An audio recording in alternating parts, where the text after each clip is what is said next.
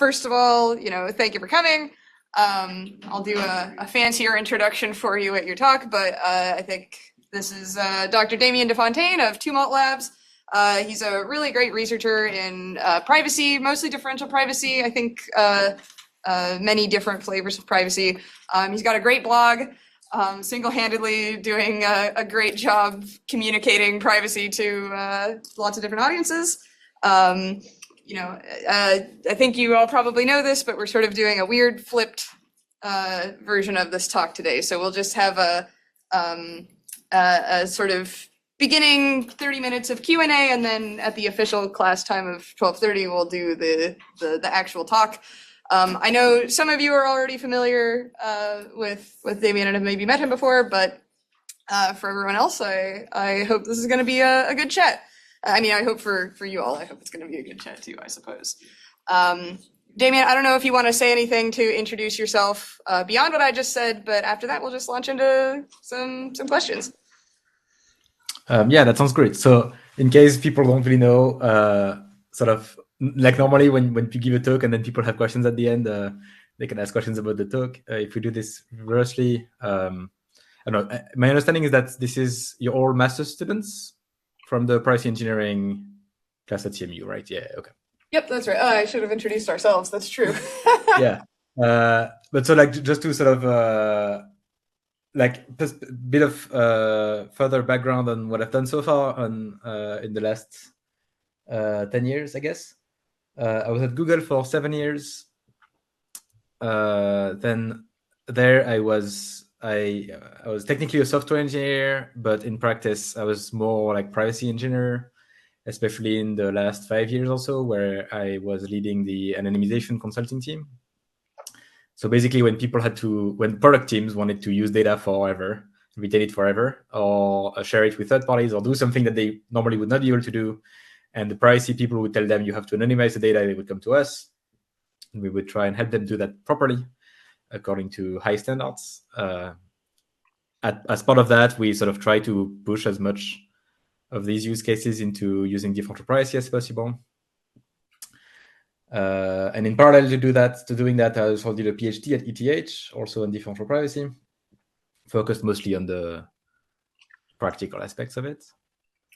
And then 3 years ago, I switched to a small startup called Tumult Labs, still doing differential privacy, but this time the goal isn't to help the people inside this this single, very big, very interesting tech company, and more like the mission is to do it at the scale of the industry. So we work with people like the UN Census Bureau, IRS, Wikimedia Foundation, Pinterest, folks who have like anonymization problems in the wild, and we help them do that properly. Yeah, so I guess here I'll do some moderation, I suppose. So yeah, on our end, this is a class for the privacy engineering master's degree. So they've done a technical course, which includes at least a little bit of differential privacy, a usable privacy and security course, a policy and law of privacy type course, navigating privacy policies and whatnot. I'm probably missing large swaths of the privacy engineering degree, so if anybody wants to fill that in, that's great. But yeah, do we want to just jump into some questions? Yeah. Oh, did you not raise your hand? Okay, I'm sorry. Sure, I'm on. Also, you should say your name when you start talking. It's the camera stuff. Yeah, it's up here. Hi, I'm Aman. We actually met during Pepper. It was really fun talking to you. So other than the three primary sectors, which I think a lot of DPs used in, which is advertising, banking, finance, and healthcare, what are some interesting venues you found within Tumult where DP was used, or like people asked you to use differential privacy? Like, I feel that we are limiting ourselves to these three industries. Are there more opportunities? Yeah. Good question. So I'm very interested by the three you mentioned, because these are not, I think, the three that I would quote. Well, definitely, like Diffie is definitely starting to be used in the advertising space. That's actually pretty recent. It didn't happen until I I think a year or two ago, because there's so many like in advertising because of the like huge ecosystem shifts, both because of regulation as well as because of Apple, or thanks to Apple, thanks to regulations and thanks to Apple, who decided to shut down third-party cookies and introduce these things that allow you that users have to consent to be tracked on iOS apps. In the web, there's the update to the e-privacy directive in Europe and GDPR, obviously. So everybody's sort of trying to maintain all of the use cases they used to do before with online advertising, but do them in sort of more private way. And there's opportunity for differential privacy there, obviously. Healthcare is a use case that a lot of papers are going to talk about, but I haven't seen like real adoption of DP in healthcare, sort of in the healthcare industry.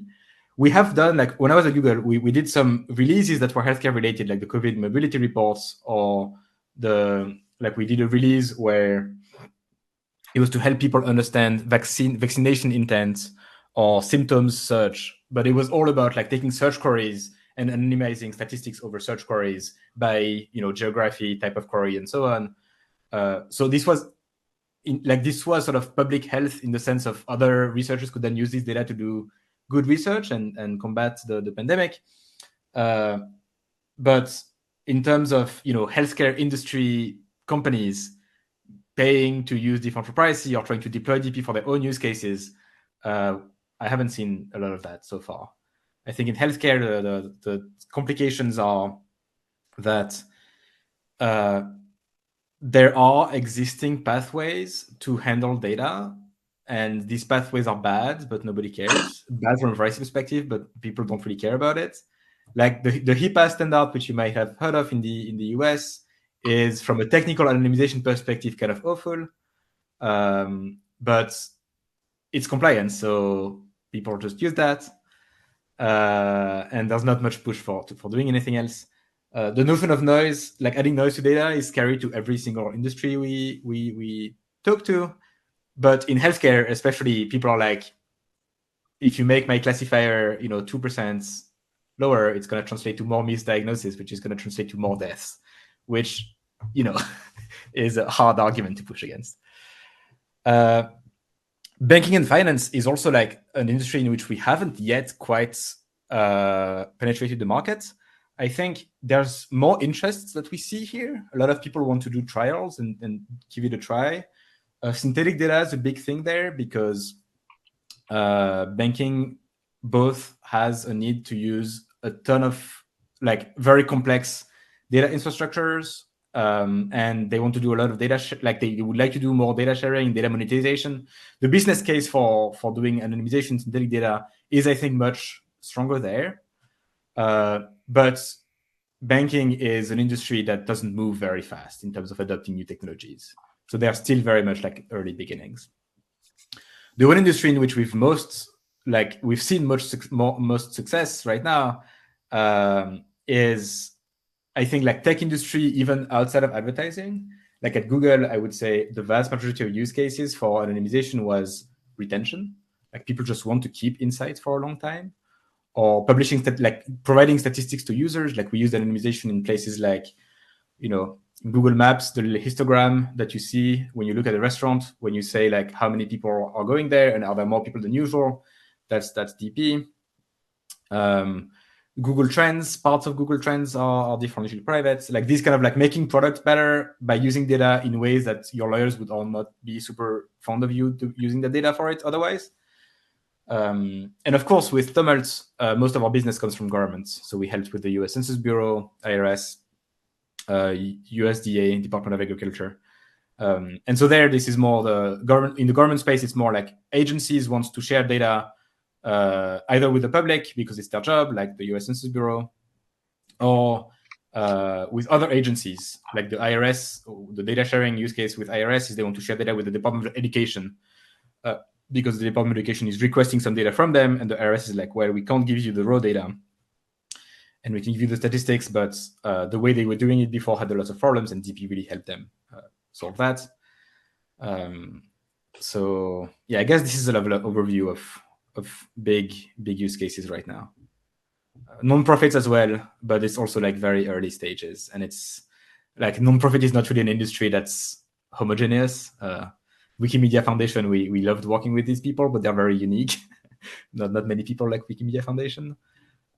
We talk to a lot of other non-profit, but they are very different, very varying degrees of technological like know-how and so on. Yeah.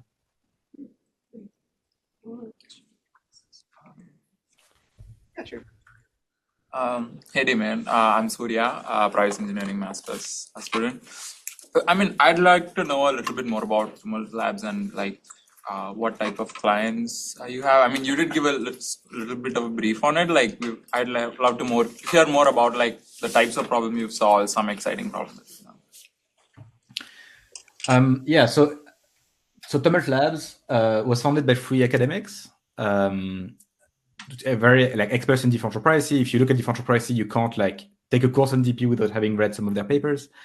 And it was founded because basically the US Census Bureau was already sort of working with those professors, Jerome, Ashwin, Michael, in a sort of informal manner mostly. And then the US Census Bureau was like, we need you guys. It's like if we have like lots of problems of the form, like we want to release a lot of data, and we want to prevent these reconstruction attacks that we ran in the 2010 census. If you haven't heard about that, I have a blog post about it. Like basically, they want to publish a bunch of statistical data, and they noticed that this was really problematic from a privacy perspective to do this without formal privacy, and they wanted to switch to that. But there's a lot of sort of DP is this thing where is this field that's still in some way early stages, and one of the ways it's very early stages is that the fundamental math is well understood, right? Like adding noise from a Laplace distribution to a count will give you DP, and it's not very complicated. Composition theorem is not very complicated either. But when you get into complex queries involving joins or data sets that have very large scale, so you need to be able to do that stuff, to do that math, but on billions of records and billions of inputs and billions of output statistics. Or simply when some problem shapes have constraints that haven't been really considered in literature, then what you need to do is basically provide them with the sort of solve the new science problem that comes up. So for example, with joins, the US Census Bureau, one of the problems that they had was they're releasing statistics like if you're having each household in the US fills the census form, and there's this notion of like the head of household, like who's the person who fills the form and who's head of household. It might be a little bit of a weird, antiquated notion, but this is still how they do it. And then they publish statistics like how many people live in households of, let's say, 4 people, where the householder, they call it, is male or is Hispanic. And so the sensitivity of these kind of queries is complicated because if you change the head of household, all of a sudden a lot of other people's their data also changes. And so when you're doing that on many queries and you want a good privacy accounting, it turns out it's a complicated problem that nobody has looked at before. And so we help them with the science stuff there. This is the kind of science that we do for customers. There's a lot more other like science problems I could talk about. With Pinterest, they have the problem that's like about consistency in synthetic data over time without like avoiding bias over time. That was hard. With USDA, the science problems we had are things like, they want to release statistics about companies, among people who work in retail, among industries that work in retail, what is the total payroll in this county, or what is the total number of employees in this geographic zone. But of course, in retail, you're going to have like mom and pop stores down the streets, and you're also going to have Walmarts. And if what you're trying to protect is the confidential information of Walmart, like approximately how many employees they have, then protecting both of these entities at the same time with the same privacy guarantees actually cannot give you good utility. You can sort of prove that with math. And so if you want to have still some notion of formal privacy, you have to invent new notions where the privacy loss, the privacy risk, or like how well you protect each individual entity gets a bit lower. Like smaller entities are protected better than big ones. Or you can say something like what you want to protect is the data to companies up to 10%, for example. You want to hide the real number of each company up to like 10 or 20%, which is a very reasonable notion of privacy, but that traditional differential privacy will not give you that. You need to like think harder about the problem to figure out how you can get these things to work out well. And so that's the science problem we report for them. So that's the science. We do a lot of engineering. Our team is about 2/3 engineers and 1/3 scientists, I think. Last I counted. And so engineering, the hard part here are doing this in a way that's actually safe, which is much harder than it sounds. Differential privacy, kind of like cryptography. If you take, if you give an engineer the math and you're like, okay, go implement this, 100% guarantee they're gonna have like 5 different vulnerabilities in their stuff for very subtle reasons, ranging from floating points, from Spark ordering the data in a certain way, from what happens if you have records with erroneous data like NaN values or null values or stuff like this. Like there's a bunch of things you have to think of that you really have to think of in a principled way to solve, and you have to architect your pipeline, your library in a way that you can combine smaller components that are easy to audit to make these very complex algorithms that customers like the U.S. Census Bureau needs. So that's an engineering problem. Another sort of big class of problems in the engineering side of things is scalability. When you're doing things like contribution bounding or like some differential privacy operations over billions of rows, and your entire data set does not fit on a single machine, which was the case with the US Census Bureau, which was also the case for Wikimedia Foundation, obviously. Here, the input data was the logs of people browsing Wikipedia. So you can imagine this is like, 300 million a day or something. So it's really huge data sets. So you have to orchestrate that in a way that scales, which is also highly non-trivial. And so we write software that solves these problems. So the way we do this is we made this library called Tumult Analytics. You can look it up online, or tmlt.dev will give you, will bring you to the webpage of the tool, which is an open source platform to define differential price computations. And so we make that platform available as open source software. And then we have proprietary add-ons that allow people to do tuning and some advanced operations like synthetic data.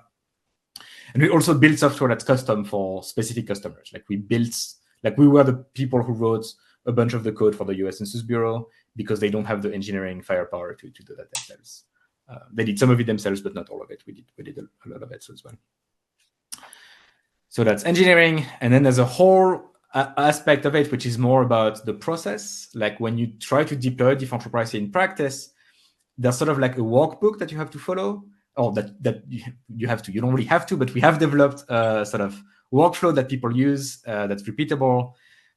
We call this sort of design, tune, deploy, where you first make a prototype of the algorithm to figure out what are the things that you can tweak and optimize to get post utility. But first, the first prototype is just typically very bad utility for a certain number of privacy. And then you give that to the customer, and then the customer sort of looks at this, plays around with the data, notices a bunch of problems, tells you the problem. And then there's a lot of sort of operational things you have to do there. You have to understand what they actually care about, what the success metrics are, what to optimize for. If you go and ask the questions, what do you care about? What are your success metrics at the very beginning of the process? You can 100% guarantee they will not give you a complete answer. They will tell you, here's what we think about, what we care about. And then you optimize for that. You give them the data. And then they're like, oh, your data is very bad for this, a bunch of other reasons that we hadn't told you initially that we cared about it, because we only noticed that we cared about it once we see the data. Actually deploying requires communication, helping people understand what's going on with the data, documenting all of this, communicating about the guarantees with your stakeholders, all of this. So we help with a lot of these sort of operational aspects as well. I guess that's a good overview of the kind of stuff we do in the space. Any questions from people who haven't asked yet? You look like you're thinking about it. Okay, go for it. Speaking about communicating to stakeholders, what have you seen to work out the best? Is it like re-identification risk? Is it leakage risk? Like what works best to communicate the need for differential privacy? Yeah, man, I wish I knew. It's a hard question. I think it's one of the main open science questions of the field. I think is how do you communicate? How do you choose privacy guarantees and how you communicate about those? Like, I think there's two sort of separate aspects to the problem. There's how do you communicate the need for formal privacy? Like, how do you tell people you can't just hand wave it? You know, you can't just use k-anonymity and hope that you're done with it, because if you do that, you're almost going to certainly, walk a step into the rake, and it's going to hit you in the face without you noticing. So that's one part of the problem. There, I think we have, some success, sort of helping people understand that very clearly. If people do not care too much about privacy, nothing you can tell is going to convince them, and that's the case for a very large number of most industries. But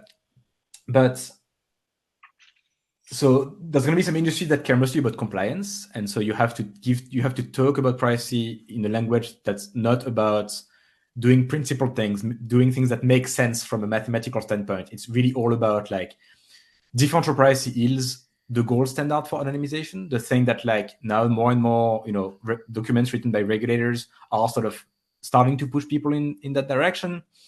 There's consensus among academics that this is sort of the right way of approaching things. Therefore, if you adopt it, you're sort of ahead of the curve. You can adopt this and then like not have to think too hard about that, because you've sort of taken that compliance risk and limited it to a very sort of controllable amount. And that sets you up for the future. Like this is what Pinterest, like what I think is convincing Pinterest to this is like, Pinterest is like the stakeholders there, the executive suite, is very aware that they have to do something differently with their ad tech pipeline, like strategy, what data did they share with whom and how, because of all of the regulatory changes, and they want to adopt a solution that they will not need to change in 3 years because something new came up. And so when this is the mindset of people, then you can sell them differential privacy on a mostly compliance basis to be like, this is the thing that's gonna like hold off, like stand the test of time, including from a compliance standpoint. You have people who are like the US Census Bureau who actually like ran an attack and figured out, oh my God, what you're doing is very bad. We should do something better. And so that's sort of very easy in a way. Like we didn't have to do a lot of convincing the US Census Bureau. What we had to do was prove to them that this could work actually for their utility requirements. That we didn't do the, basically what they said, they realized there was a problem. They saw differential privacy as a potential solution. And so the work that we had to do, and then also a lot of their scientists and disclosure avoidance team had to do for their own internal stakeholders, was to demonstrate that the DP was a viable path, that they could achieve the thing they wanted to achieve with differential privacy. And that second aspect, I think, is what works best in most of the other places, is to say DP is actually going to give you a better point on the privacy utility trade-off than the one you're at right now. It's going to give you more utility and more privacy compared to what you're doing right now. And this is especially salient, it works especially well if what they're doing right now is something like k-anonymity, or in government space, they have this thing called the P% rule, where you publish a statistic only if the maximum contributor to the statistic doesn't contribute to more than like a certain percentage of the statistic. These are all like in areas where there's already some anonymization techniques being used, some sort of ad hoc ones. We as computer scientists know that they're kind of broken, but at least it's like someone has thought about it and tried to implement something like k-anonymity.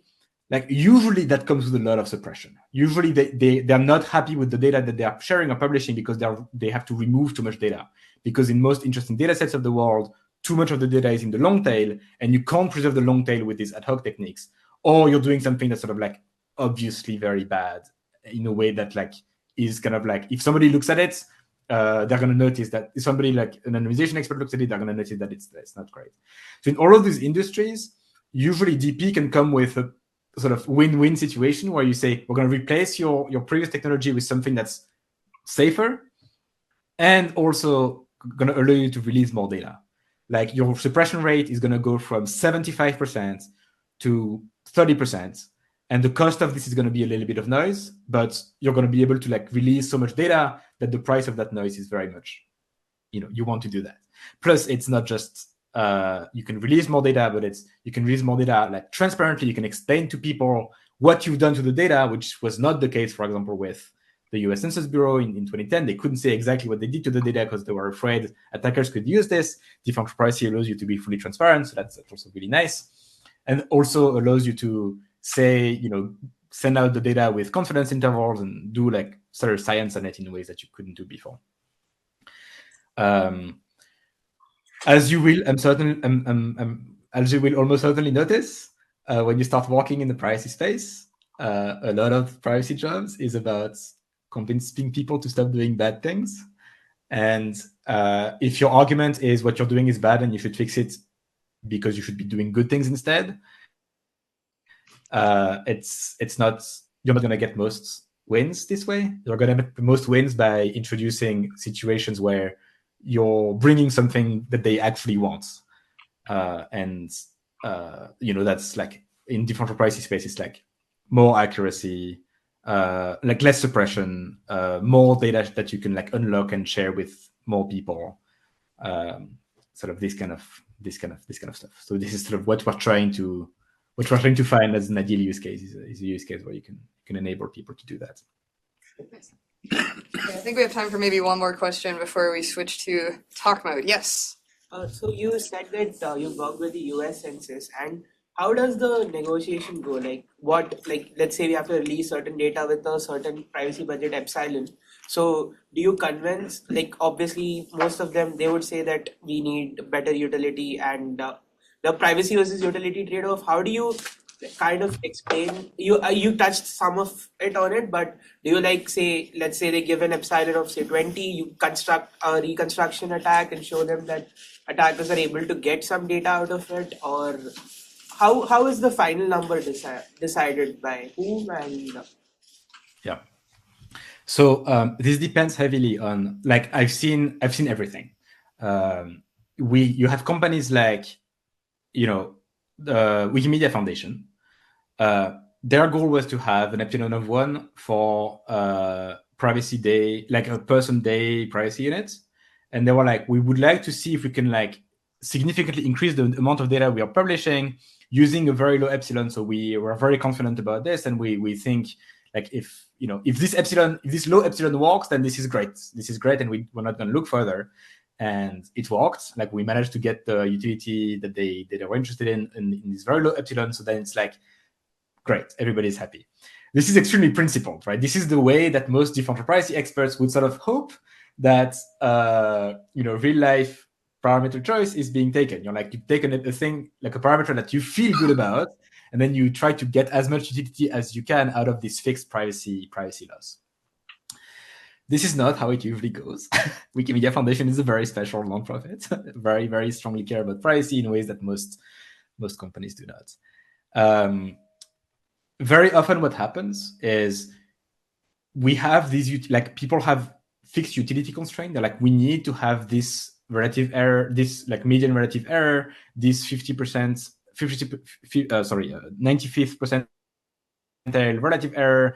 We want to preserve these other notions of utility.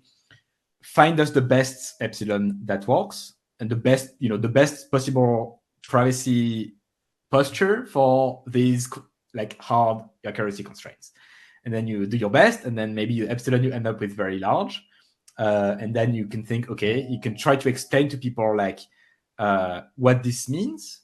But a number of real-world deployments have very high epsilons for this reason. I actually published a blog post about it like not too long ago to sort of explain the consequences of choosing large epsilon values and how you sort of think about those, how you can get more confidence in the fact that you're not doing something too sketchy.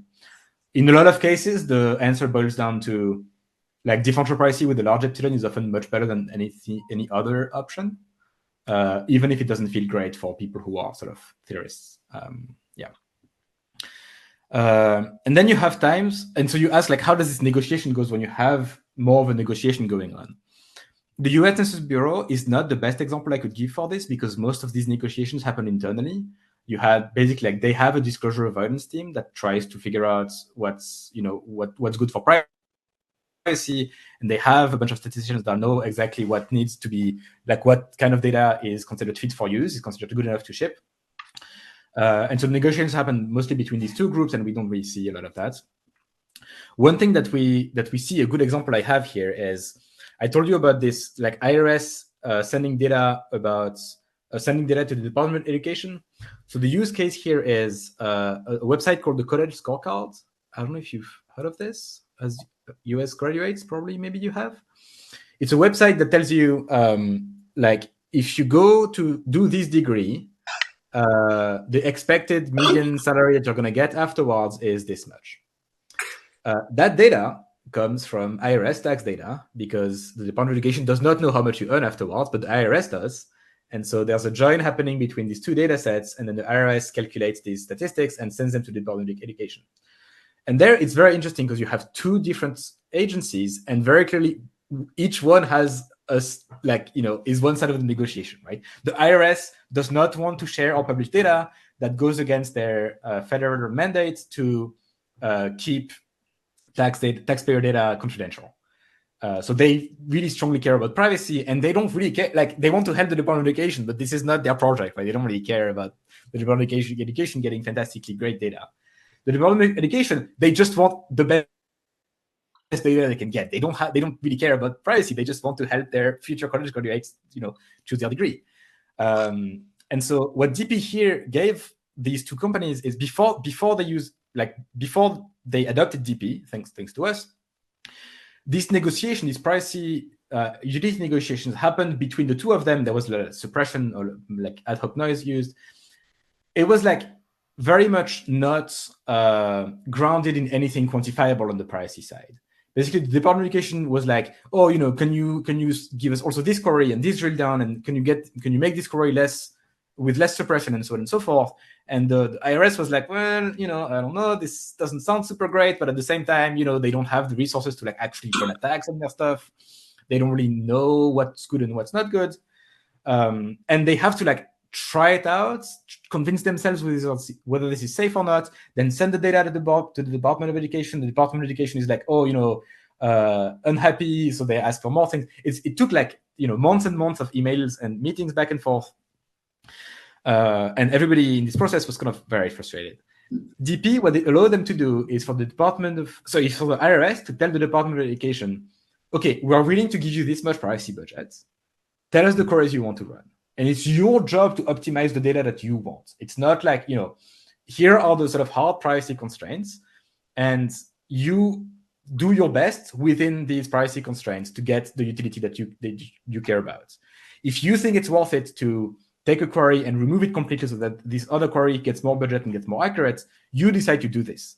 And so what they ship is a big spreadsheet that we create at Tumult, where they can like tweak a bunch of parameters, choose which queries they want to run and with what portion of the budget, and then they get to a result that they're happy.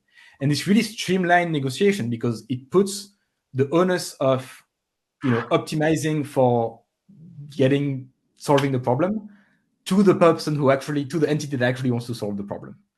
And so this is like one of the ways we sell DP to the interagency data sharing use cases is this like streamlining negotiations aspect that was like a really strong win in the IRS use case. Okay, I think we're gonna switch into talk mode. So for those of you just joining us, welcome. So today for Current Topics in Privacy Seminar, we are very happy to welcome Dr. Damien Destontaines. He's a staff scientist at Tumult Labs, which is a startup that focuses on differential privacy. Before that, he was at Google leading the anonymization consulting team. He describes himself as, or he describes his job as making it easy to safely anonymize data. His PhD is from ETH Zürich, where he worked in the information security group, supervised by Damien. So, also he's got a really great blog on privacy topics. So yeah, take it away. All right. So I sent an abstract out, which I realized. So last week I was kind of very sick, and I got an email asking me for an abstract for this talk, and I completely forgot that I promised to give a very different talk than the one I sent the abstract for. So I'm going to talk to you about empirical privacy metrics instead, because the talk I sent out in the talk title and abstract I sent last week. I think Joshua has already come and gave you a talk that's very much along the same lines, probably. So it's less interesting, and so this is more focused on this one specific sort of technical thing. But it's a very important one in my field, especially it loops like it's sort of it's relevant to some of the questions you asked me earlier about like how do you decide what's good enough. So the talk will be about sort of a topic related to differential privacy, but not quite exactly the same. It's about synthetic data. Is there somebody in the room who could sort of succinctly explain synthetic data in like 1 or 2 sentences? Just so I get a feeling for what you've heard about it so far. There definitely are. Don't be shy.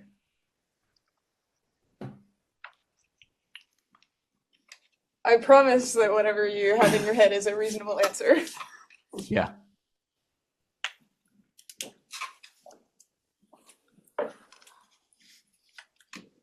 Yeah, sure. Go. You attempt to create like another data set which basically like almost maps out a pattern, matches the distributions present in the original data set, but isn't the same. You could have differential privacy within it to generate that data set, but it doesn't always have DP in it. So it's just matches almost the distribution of the original set, maybe for a particular utility or not, but yeah. Yeah, that's right. You take a data set and then you transform it into like something synthetic, something that doesn't quite the same, but looks the same as the original data set. If you ask startups who sell synthetic data to define what synthetic data is, the answer often boils down to basically synthetic data is a silver bullet for privacy, which I'm sure you know. Which I'm sure you probably your first feeling when you hear this is that sounds a little fishy. But if you look at the websites of all of these synthetic data vendors, and there's many of them actually in the space, this is all screenshots from websites competing about differential privacy.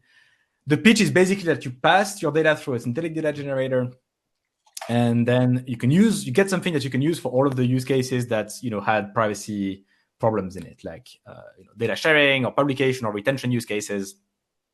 The lawyer says that you had to anonymize your data and you didn't really know what to do or how to do anonymization. Anonymization is hard, but synthetic data is easy. Just press a button on the product and get this not quite real data sets that is free from privacy issues.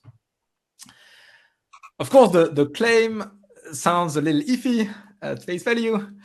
So natural question that you might ask is, okay, why would that actually be true? Like why does synthetic data actually preserve privacy? How, if you dig into how the marketing claims are justified, what do you find? So I read a bunch of these websites earlier this year, so you don't have to. It was kind of painful. I found that there are roughly 3 classes of explanation that vendors give when they tell you that synthetic data is private. I didn't do any serious statistics, so this is like just a rough visual of how much there is in each bucket. A bunch of them just don't really explain it. They'd go like, it's private. It's synthetic data. It's not real. Therefore, it's automatically safe. You've all spent some time learning about privacy, so I'm gonna assume that when you hear a kind of an explanation that boils down to, trust me, bro, you would not find this very convincing. So I'm gonna set this aside and assume that wherever you end up at a job later, if this is the story that the vendor gives you, you just sort of automatically disqualify them. Please do. Many companies do that. Okay, some demos I've seen have some kind of evaluation of the synthetic data. Like here, like this is a real screenshot from a real demo from a real website that I'm not gonna name because it would be mean. But the evaluation is sort of laughingly bad. What they do is they look at the data that they output and they're like, are there any records in there that are exactly the same as original records? If yes, that's bad. If not, that's fine. That's great. This is like kind of obviously broken, right? You just take your data set and you like shift it by a small amount. You release it as is. The number is 0. Obviously, all of the information is still there. So I'm going to set this aside as well because it's not very, very serious. Now, the rest also do privacy evaluation. They have this concept of we generate the data and then we check whether it's private enough. But they do that in ways that sound much more reasonable. And this is the empirical privacy metric bucket. Typically, they compute a score that tells you how safe the synthetic data is. So how does that score work? How do you take data and try to determine whether this data is sort of safe enough to release in the context of synthetic data? There's many ways you can do this, but most of them are sort of fall into a big bucket that they're called similarity-based metrics. The idea is pretty simple. You first take your data and you split it in two parts, the trained data and the test data, kind of like what you do in machine learning. Then you only use the trained data to generate your synthetic data. So part of the data set is just only used for evaluation. Then, and this is where it gets interesting, you're going to compute the distance between the synthetic data and the trained data. What does this mean to compute the distance between two data sets, between two distributions? There's many ways that you can do that. You end up with slightly different metrics depending on how exactly you do that, but we're going to ignore the detail. It's just a measure of how similar these two things are. The interesting thing is that you're also going to compute the distance between the synthetic data and the test data. Now you've got two numbers, so you do the natural thing and you compare them with each other. Is the distance to the trained data smaller than the distance with the trained data? Like, is this thing here smaller than this thing here? If yes, is that bad or good? If that distance here is smaller than that distance here. Can somebody venture a guess?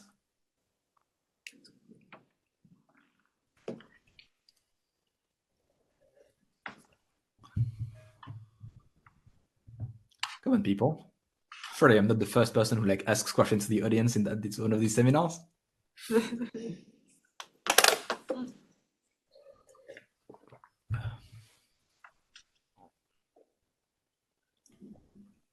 I'll have to start calling on people randomly. I love to start calling on people randomly. Here, I'll do this. Show of hands. Who here excellent thing. thinks that if this thing is true, that this is bad? Okay.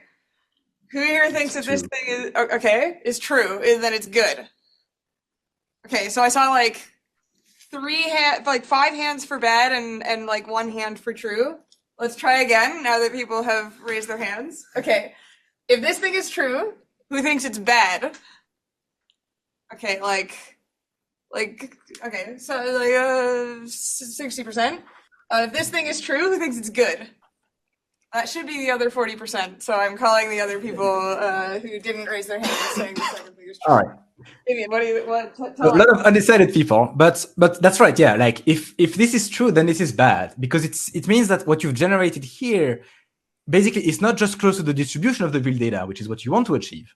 You want the synthetic data to look like the real data in distribution, but you don't want it to look specifically like the trained data compared to the test data. Otherwise, if you've done any course on data and machine learning, this is kind of like overfitting, right? If you overfit your model to the specific data set that you have and it performs badly on the test data, that's suspicious, that's bad. you want these distances to be approximately the same or even bigger on the trained data than on the test data. So the idea is that if these two things are roughly the same, then we basically, the hope is that we match the distribution but not the specific data points. That sounds reasonable, but the more you look into this, what is the definition of the purpose of the trained data? Basically, the test data, you can see it as a part of the data that was set aside for evaluation purposes.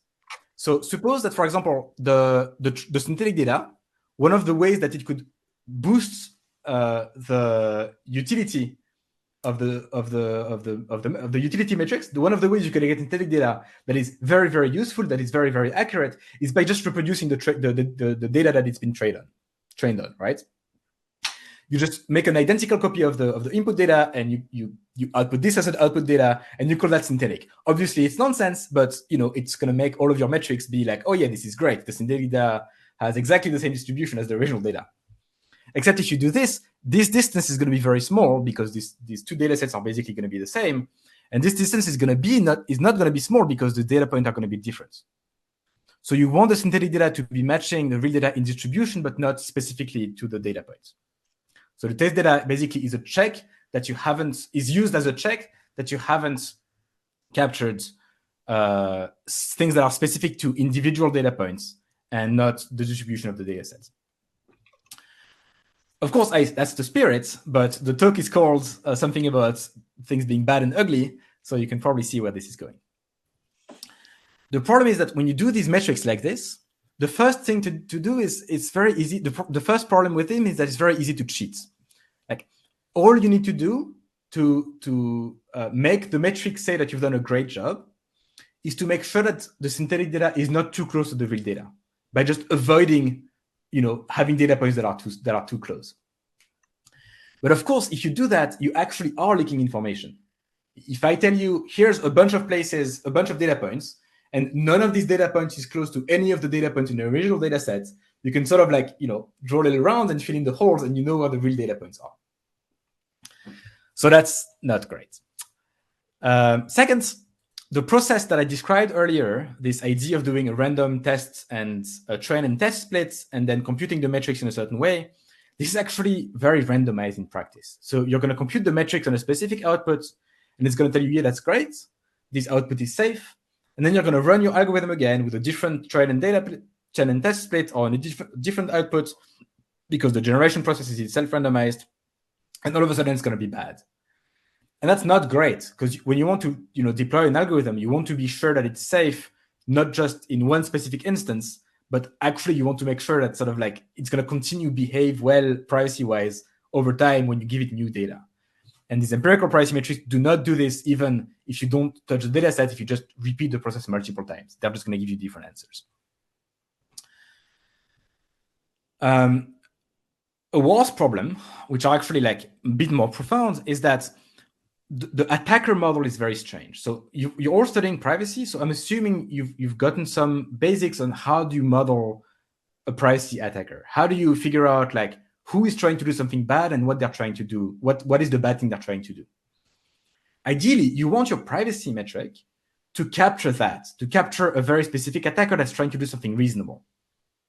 But here, because of the way these metrics are designed, the attacker doesn't really make sense.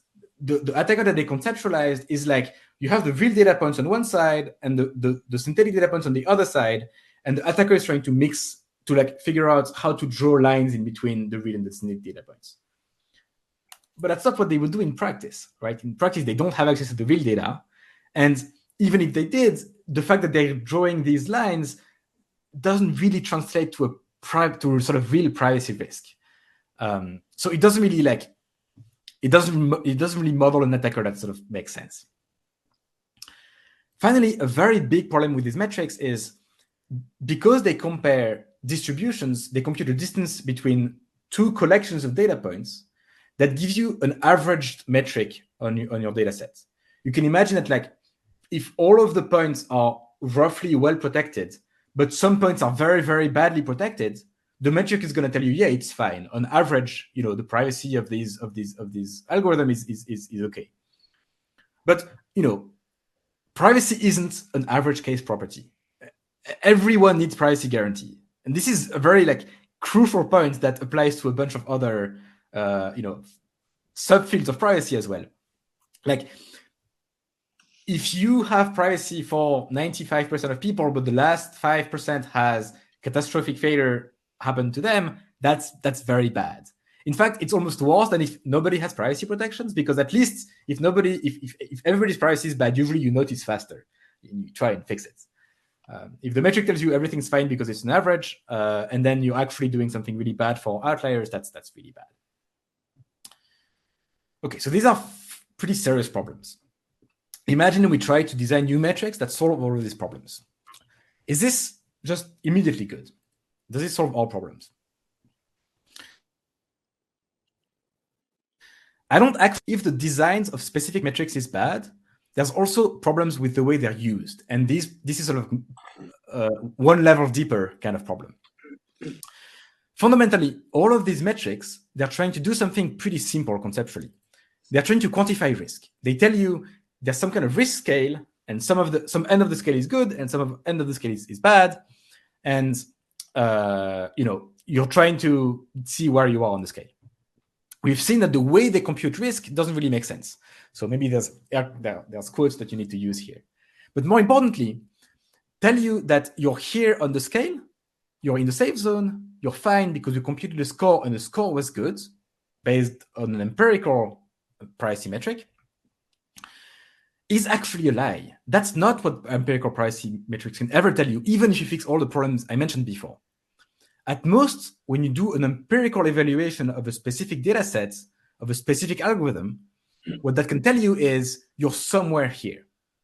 We know for sure that you're not on the left of this. Maybe we run an attack and we found this is the success rate. So we know it's at least that bad. But maybe if you run the attack in a different way, if the attacker was smarter, if the attacker knew a little more, maybe they would get a much better success rate. By doing something purely empirical, you can just sort of say, well, I don't think there's any severe issues, but in the same way that a security auditor can tell you, I didn't find vulnerability into the system, it doesn't tell you there's no vulnerability into the system, right? This sounds pretty basic, maybe especially to you folks who are doing privacy for studying privacy. But if you look at vendors, if you look at the marketing, if you look at what people are telling you, this is really these are presented as a way you can verify that something is safe, and not something that can give you, a little bit more assurance. It's not presented as an auditing mechanism. It's presented as a verification mechanism, which are two very different things. Finally, I promised you, bad and ugly, and I showed you bad, worse, and worst. But there's sort of an additional underlying layer to this, which is why are things so bad? And this, is maybe the most cynical thing I'm going to say all day, and it's not great maybe to give this to privacy students, but yeah, it's probably good to come to the industry or to academia with a sort of clear picture of not just how things are, but why are things this way. So why are things bad? Why do vendors use garbage metrics and make outlandish claims? You would think that people selling bad stuff would not be able to get away with it, but why do they? So in general, whenever, and this is a sort of lesson learned that's also is very, very widely applicable in privacy, whenever something's broken, I don't ask myself, who did this and why is this person bad? Who made this terrible decision? Why? And then trying to explain the bad decision by saying the decision was made by a bad person. Every single time, especially in complex systems, large government agencies, large tech companies, and so on and so forth, the question you should be asking is not who did this and what's wrong with them. It's what are the incentives at play? What are the structural things that are part of the system that are pushing structurally people to end up making certain decisions, or certain decisions being made even without anybody having made the decision consciously? Let's think about this here. Why would synthetic data vendors want to improve their metrics? What would structurally motivate them to do better? What are the structural incentives at play? Well, why would they not do that is an easy question to answer. Obviously, doing good privacy evaluation is harder, is more work than making, something quick and easy that seems to make sense on the surface. Plus, if you have metrics today and you're trying to change them, that's sort of feature work you could do. And when you're in a startup, I can tell you this: somebody telling you, "Oh, we need your product to do feature X, Y, Z," is always more convinced. Is always easier to work on that or to justify working on this than working on making your product overall more robust. Plus, if you make metrics better, they might find more privacy issues. Something that we said was good before actually might realize it's bad because the metric has not changed its mind. That would not look very much as we currently have. Of course, similarly, if you make metrics better by having them find more issues, it puts more constraints on what you can do later on. It reduces the design space that you can operate in to try and maximize utility, which is going to make your job harder in the future. Plus, the idea that you can generate data that's privacy safe, that means you don't have to worry about compliance, that's a big major selling point. So all of these issues sort of boil down to this is going to be harder to sell if we actually make the metrics better. So it's not about people deciding to do bad things. It's about people not having any real incentive to do better things. Which leads me to my last point, which is, who's asking for that? If there's one thing that's kind of worse than the state of what vendors are shipping in the privacy space today, especially small startups, it's what people are willing to buy. Vast majority of companies out there are not even including tech companies, but tech companies are way ahead of the curve. All of the companies that you can think of in retail, banking, industry, et cetera, have a very, very low level of maturity regarding privacy work. In the vast majority of places, people are sort of scrambling to do basic cybersecurity stuff. So getting privacy right is not really the top priority. They don't have sort of the in-house expertise to determine what makes sense and what doesn't make sense.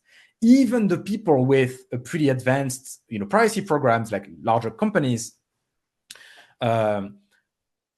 what these privacy engineers end up doing in these companies are things that are more basic than, differential privacy and math and there are things like tracking infrastructure improvements, like tracking consent, like making sure data is deleted on time, like making sure we can ship products that respect basic rights of access and modification under GDPR. These kind of things is 80% of privacy. I'm throwing out random numbers here, but it's a large part of privacy engineering work in the fields.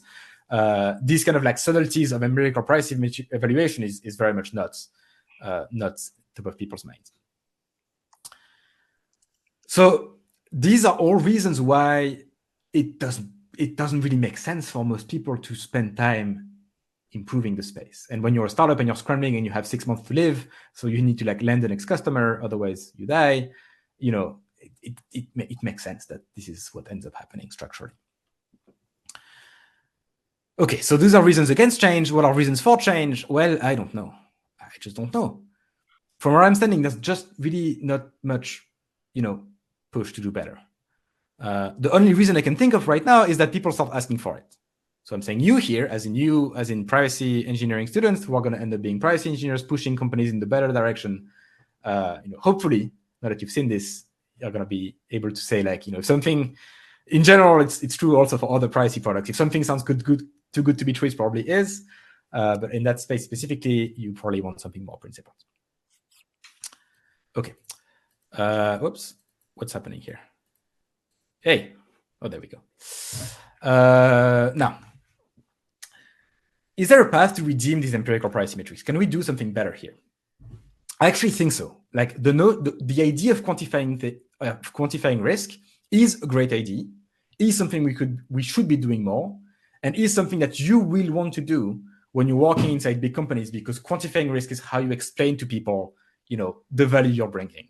You put a number on a scale that tells we are here now, this is bad, and then give me 2 engineers and 6 months, and I will make that number go down by this much, and this is the impact I'll have. And this is how you convince businesses to the value of your work, and that is how you convince businesses to let you do good things for them and for the users. So estimating risk is generally a great idea, and estimating empirical risk is also a great idea. We should absolutely run attacks on privacy critical infrastructure and measure the success of attacks. I want to know where those use cases land on that scale, right? So how can we do this in a better way? We need better metrics that measure something meaningful and that don't have all of the problems I talked about before. We need to frame these metrics better. We need to make them tell us via UI, usable privacy, and by more honest marketing, tell them the risk, like the metric tells you that the risk is at least this much, and that we can't prove that it's more.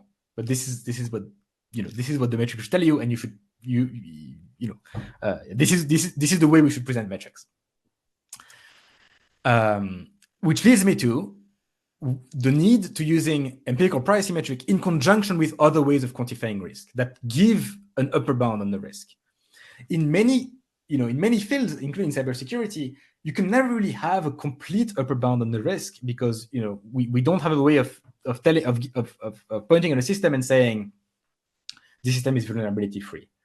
Besides maybe like proving every part of your software in using formal languages, but who does that, right? In the anonymization space, we actually know how to do that. It's called differential privacy. It does give you worst case guarantees in a way that you can actually prove.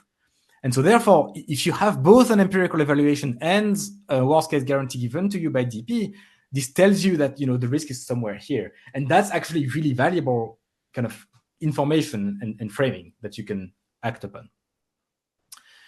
This part is also really important because the structural incentives of differential privacy tend to push people to do better things. Like if you spend more work doing differential privacy, optimizing something to a better point on the privacy utility curve, you don't get worse privacy outcomes, you don't get worse accuracy outcomes, you get both, you improve both. And because differential privacy forces you to quantify every single thing you're doing on the data, it sort of keeps you honest. You can't just, hand wave away something that just feels convenience and doesn't look too bad, because you have to quantify everything. It restrains your design space in a way that means that you're going to be pushed to do better the more you invest and the more you work on your problem. That's what I wanted to say here. I see I'm almost at time. I had a couple of slides on some things that we've been working on at Tumult on this exact problem in the past 6 months, because we are trying to come up with better empirical privacy evaluation because, well, people are asking for it really. When you tell people that's like one of the ways we would like to sell differential privacy as well is by saying that it achieves better empirical outcomes. It's, in practice makes attacks less likely to actually happen. And so we've been thinking of like, okay, can we actually make this diagram happen there by coming up with something to put on the left side, to put an empirical privacy metric that doesn't have all of the problems we had before. Can I keep talking for like 5-10 minutes or? The class goes for a while longer, so you can speak as probably as long as you are willing to, and that will probably end before the class ends. Okay, cool. I probably have like half an hour, but I have maybe 10 more minutes of content tabs.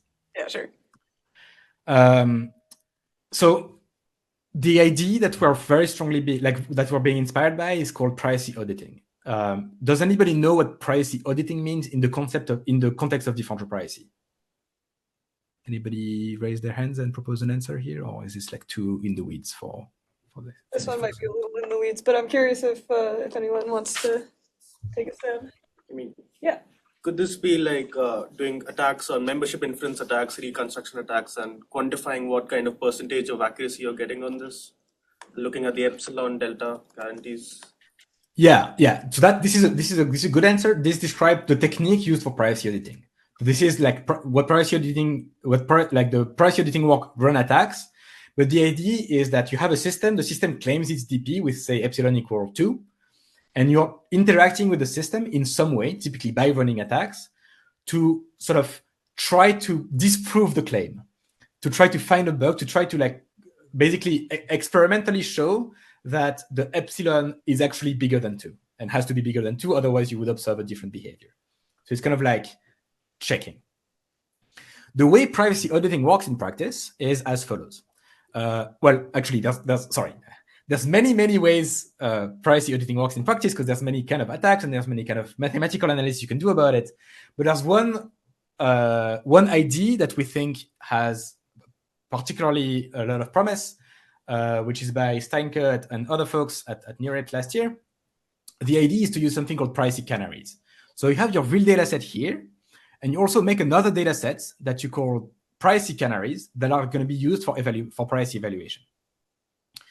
The privacy canaries are a bunch of data points, and you split them randomly in 2 parts. So completely randomly, you flip a coin for each one, and you decide to include it D in or you exclude it D out. The privacy canaries that you decided to include, you put them along with the real data in your training data set. So you can imagine you have like a data set with a million data points, and you have a smaller data set of maybe 100 data points, and you chose 50 of them at random, and you put them along with your training data. Then you run your algorithm on your training data, plus the privacy canaries that you decided to include, and that thing has an output. And then based on that output, you give that output to a classifier that has access to both the output and the list of canaries. And the goal of this classifier here is to tell you, the classifier has to guess which of the canaries have been included or not. So the classifier here does not know which canaries ended up in D in and D out. It has to guess that. It has to figure out like how many comes from which.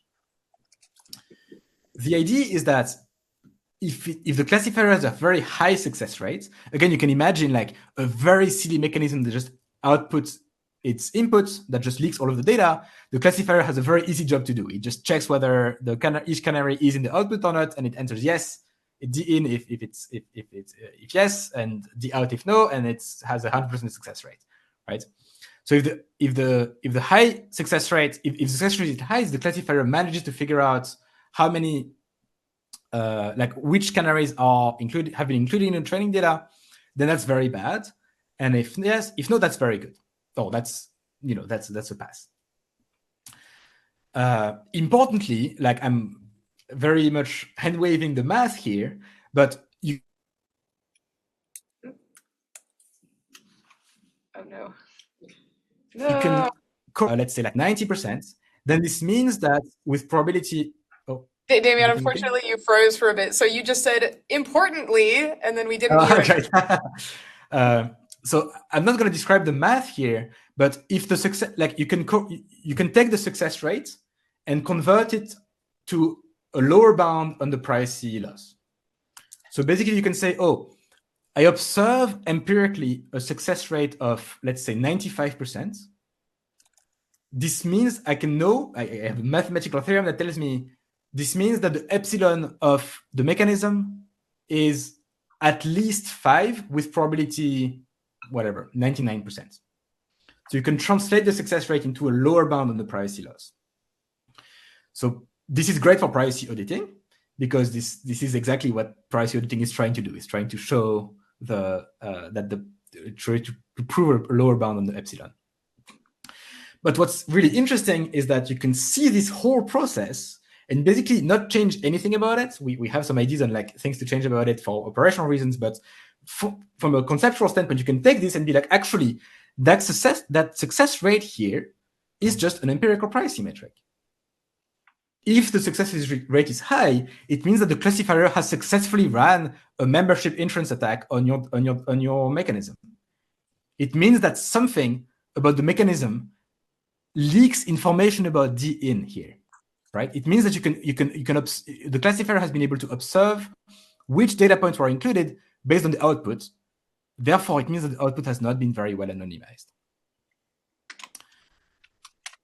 So that's the idea. And it turns out that we think this idea is very promising. Why is it promising? First, this kind of metric is sort of interpretable. The thing I was saying that about the attacker model not making sense, well, this is much better because this actually corresponds to a real attack, to an attacker running a membership inference attack on your data, which people actually understand, right? By now, the machine learning community has realized that membership inference attacks are a thing, and that they're bad, and that you should stop them. So if you successfully run one against a synthetic data algorithm or a statistical algorithm, that also means that it's bad. The nice thing about it is that it's generic. That classifier box here can be any classifier.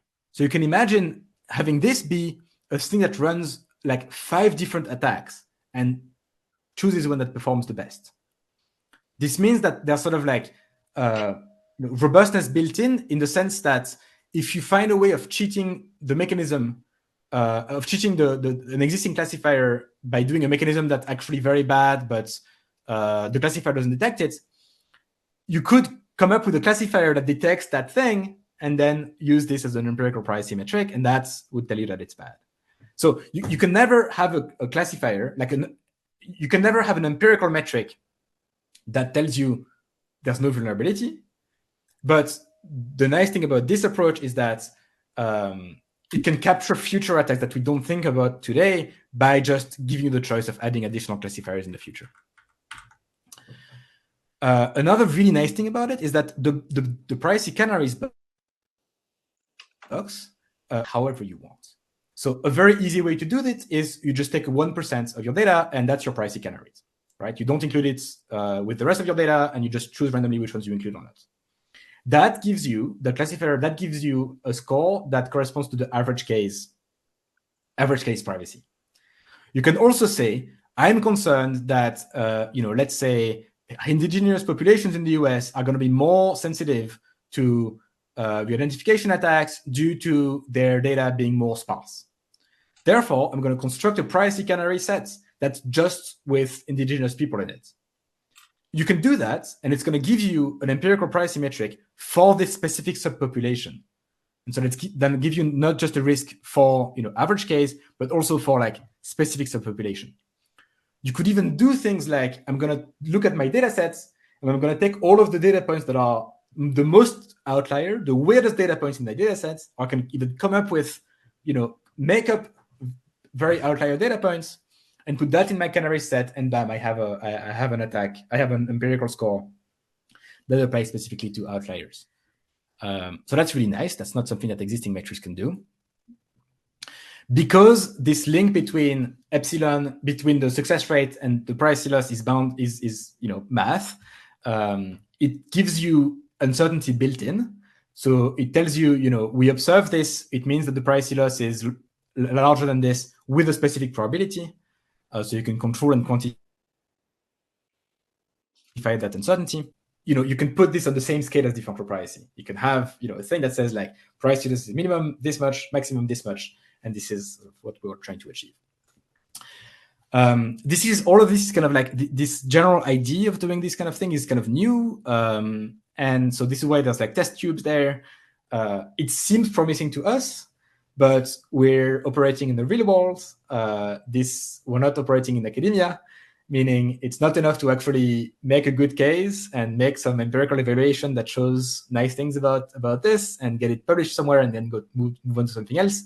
We actually want to, try it out on a bunch of use cases and understand, does this actually work? Does this behave well in practice? Do people understand it? If not, how can we help people understand it? And so on and so forth. There's a lot of we know that there's a lot to go from like a good idea into a thing that actually works in the real world. And so we're currently in the process of trying to make that happen.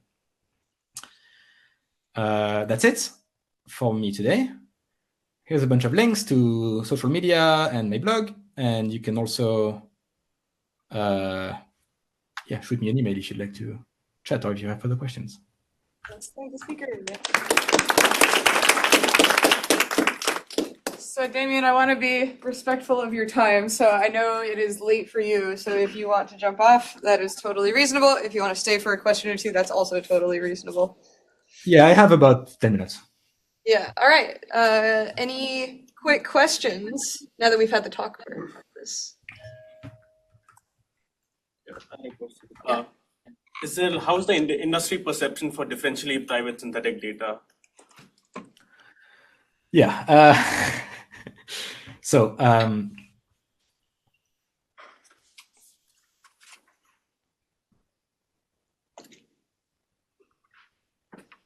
the state of privacy vendors as a whole, in general, is very bad. I'm just going to be like very sort of level, like, very, very, maybe not very nice, but I think very realistic on that one. If you take a pricey startup at random, like there's a more than 50% chance that they're selling like pure snake oil and that actually have no idea about what they're doing from a pricey standpoint. This is especially true for things that are easy to get a quick prototype working and hard to understand why things are broken. So that means anything involving AI is like you should just assume it's bad unless proven otherwise. And synthetic data is very much in the field of like anybody can make a synthetic data generator. It's not very complicated to like get something going. Doing this right is very hard. DP synthetic data is very hard, or like it comes up with like a bunch of additional challenges. And so as a result, there, I don't know, maybe I looked at 20 different startups that do this, and maybe there's like 2 or 3 that mention DP. None of them has that as a main feature point. And like, yeah, I would be hard pressed to point at one and say confidently that their differential privacy like infrastructure actually holds up to scrutiny. Like I think that probably the best right now, I'm not going to name names, but the best right now, most of what they do is probably just a thin wrapper around the OpenDP synthetic data generators, which are open source, which are good research code, which I would not use in production because they are not meant to be used in production. And there's like from an interface standpoint and from an architectural standpoint, it's not. I wouldn't rely on that for a privacy critical use case. We are starting to work on synthetic data a little bit. It's hard to compete against. It's hard to like when you're doing the right thing, when you're like actually principled about what you're doing, and you're having like you're trying to come up with marketing that's marketing copy that is honest and so on and so forth. Competing on we're more robust and more secure than the competition only makes sense, like is only going to work if like for potential customers who can understand why. Anybody can claim that they're secure, right? And in fact, all of these vendors do. All of these vendors, like again, like if you look at the first slide, like the all of the things they say, all stuff is bulletproof and so on and so forth. So it's gonna be a challenge to differentiate, to like make a difference here in ways that are going to be palatable to people. Yeah. More like this talk is about specific empirical privacy metrics, but like up until a year ago, or maybe 6 months ago, when people ask me about synthetic data, GP synthetic data, one of the answers I would give is, okay, synthetic data for what? Like you're trying to generate synthetic data, what problem are you trying to solve? If you're trying to solve, if you don't know what problem you're trying to solve, if you're trying to generate data that's just going to be good for any use case you can give it, that's just, it captures the distribution so well, and that you can basically run any kind of analysis on it, just like with the real data, and it's going to work well. There are mathematical theorems that tell you cannot achieve that and have privacy, right? The fundamental database reconstruction theorem tells you if you're publishing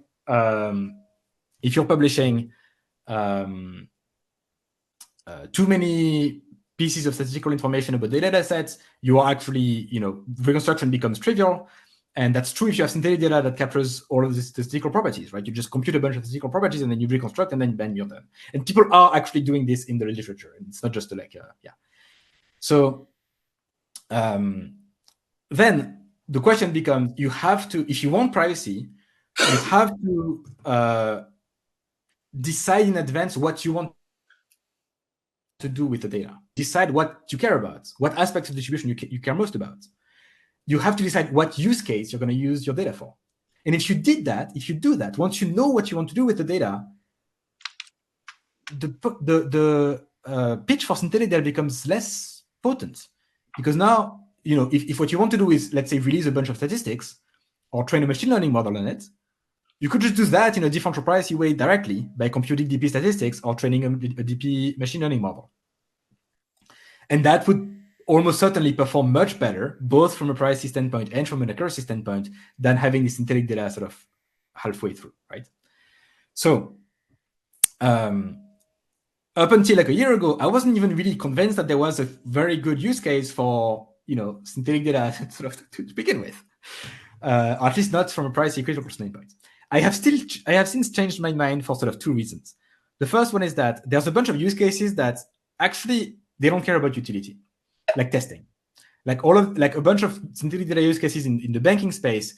They're like, we have a bunch of engineers, software engineers working in remote countries, like India or Pakistan, because we offshored all of our software engineering workforce to countries where the cost of labor is cheaper, and therefore we have much less control over how much we trust every individual employee, which by the way is kind of like capitalism sucks, right? I'm not saying this is a good use case. I'm saying this is what's happening, and therefore we want these engineers to be able to build pipelines and test the pipelines on the real data to check if there's bugs, except we don't trust them with the real data. Therefore, we want synthetic data for testing purposes. That makes sense, but then you don't need distributional properties. You just need something that looks right, and then you can do something DB, but you can also do something trivial by just randomly generating things according to constraints. Like you can do something differential right there if you really care about it, but it's like, yeah. The second thing is in the Pinterest use case, we're actually generating synthetic data for them. So we've done a bunch of engineering work in the space. Why? It's because the product that they want to ship is a statistical dashboard where every single statistic that the advertisers want to run on the data set has and makes sense from a hierarchical standpoint. So if an advertiser asks, okay, how many conversions did I get on Friday? How many conversions on Saturday? How many conversions on Sunday? And then they ask how many conversions did they get on Friday, Saturday, and Sunday together, and they sum the three first queries. It should sum up for last query, right? They want this kind of consistency. They want consistency if they drill down by campaign, by gender, by basically everything, and they want the advertisers to be able to run arbitrarily many complicated things that they want to do the data analysis that they want. So here they are interested in publishing statistical queries, but a ton of them, like unboundedly many of them, and they want to do this in a way that stays consistent, that still makes sense, and the queries are never negative. If that's what you're trying to do, then that makes sense actually to generate synthetic data and then just run all of the queries on synthetic data. And this is in fact exactly what we're doing for them. That use case makes total sense, and I think a lot of other people in the industry probably have similar use cases, so there's probably a place for that there. And this is where we are actually, trying to focus business development efforts, and so on and so forth. Yeah. So this is kind of like the answer there. It turns out also that, how do you say, if you have use cases like this and you strongly care about utility on a bunch of different things, on a bunch of different dimensions, and you have complex constraints, this is the point where you kind of need people. Like you need scientists, even if you need, it's not like you need differential privacy for this necessarily. Is that the people who know how to do this come from the DP synthetic data, academic subgenre. So this is where we hope maybe we can make a difference there too, because we have expertise that's kind of rare in the rest of the industry. But this is an early bet. I don't know how it's going to pan out. A lot of things are very unknowns. A good answer. If I can keep you for one more, there's a Zoom question. How expensive do you estimate privacy auditing will be for vendors to incorporate and test? That's a very open-ended question. Can give an open-ended. How expensive? I mean, it depends, right? It's like I think it's sort of like, yeah, like often in privacy, it's easy and relatively cheap to do something that looks good and actually makes no sense. And it's hard to do the right thing. Like it's just very like the idea that I described to you about using privacy auditing as an empirical privacy metric, like building the infrastructure for doing that in a way that's extensive, that scales, that's a lot of work. I don't know how that's gonna pan out. I don't expect a lot of people are gonna do that. I know of a startup, one of the main startups in the empirical one of the main startup in the synthetic data space. They published a blog post I think in August about a new approach to doing empirical price evaluation. So clearly they see the need for it to the point that they're spending engineering and science resources to make that happen.